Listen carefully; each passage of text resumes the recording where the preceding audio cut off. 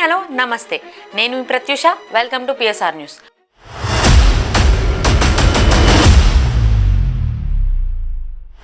మోహన్ బాబు మాత్రం ఇటీవల తరచుగా వివాదాల్లో వార్తల్లో ఉంటున్నారు. ఒకవైపు ఆయన కొడుకు మంచు మనోజ్తో ఆస్తుల గొడవల్లో రచ్చ నడుస్తూనే ఉంది.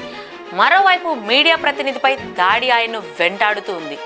ప్రస్తుతం మోహన్ బాబు బెయిల్ మీద ఉన్నారు. ఈ క్రమంలో తాజాగా నటి సౌందర్య మరణం వార్తాంశం మరోసారి తెర మీదకు వచ్చింది. ఖమ్మంకు చెందిన వ్యక్తి సౌందర్య హత్యకు కుట్ర చేసింది మోహన్ బాబు అంటూ బాంబు పేల్చాడు. అతను ఏకంగా పోలీస్ స్టేషన్ కు వెళ్లి మరీ ఫిర్యాదు ఇచ్చాడు. తనకు ప్రాణహాని ఉందని పోలీసులకు తన గోడును చెప్పాడు.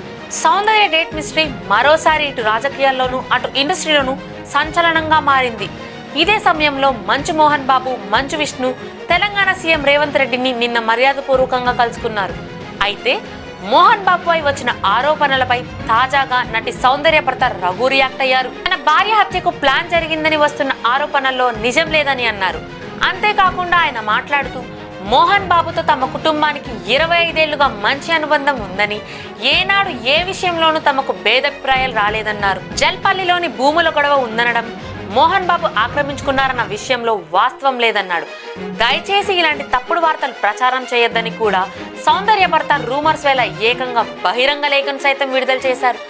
ఈ నేపథ్యంలో ప్రస్తుతం ఖమ్మంకు చెందిన వ్యక్తి వెనకాల ఎవరైనా ఉండి ఇదంతా నడిపిస్తున్నారా అన్న కోణంలో పోలీసులు విచారణ చేపట్టారు. ఇప్పటికైతే మోహన్ బాబుకు కాసంత ఉపశమనం లభించిందని చెప్పుకోవచ్చు.